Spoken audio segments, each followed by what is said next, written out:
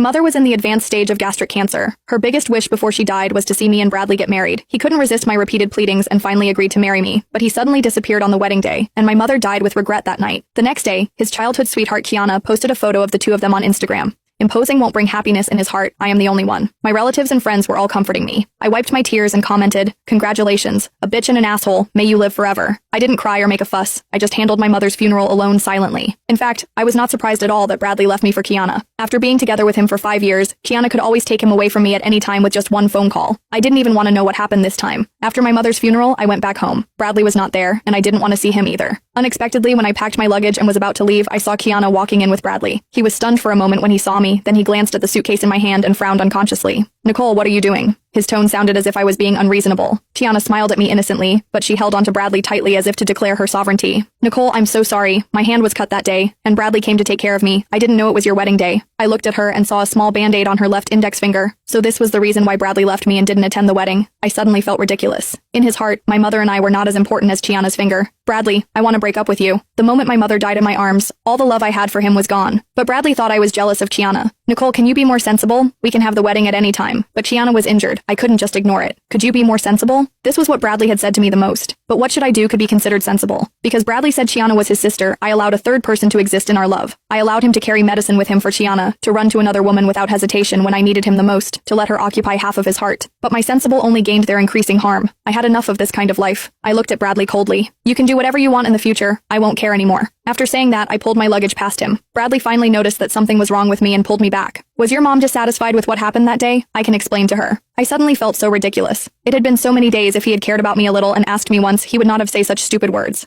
I pried his hand away. "There's no need." I had always been cautious, gentle, and ingratiating myself with Bradley, and had never been as indifferent as I am now. Bradley looked at my back, his eyes stunned for a moment. After coming to his senses, he was about to chase after me, but was stopped by Kiana. "Bradley, this is not your fault. If her mother hadn't pretended to be sick, how could you have been forced to marry her?" I felt like something exploded in my head. Before I realized, I had already slapped Kiana in the face. Bradley, who originally felt guilty towards me, suddenly changed his expression. He subconsciously protected Kiana behind him. His eyes were cold. "Nicole, what are you doing?" I glared at Kiana. "You'd better keep your mouth clean." Kiana was aggrieved. Was I wrong? If your mother hadn't pretended to be sick and threatened Bradley, how could he marry you? I looked at Bradley. "Do you think so too?" He didn't answer, but I got the answer from his eyes. Half a year ago, my mother was diagnosed with advanced gastric cancer. She knew she didn't have much time left, and her greatest wish before she died was to see me marry the person I loved and have a good husband. In order to let my mother rest in peace, I begged Bradley desperately and even knelt down in front of him to ask for this wedding. But he thought my mother was pretending, just to force him to marry me. Maybe he always looked down on me from the bottom of his heart.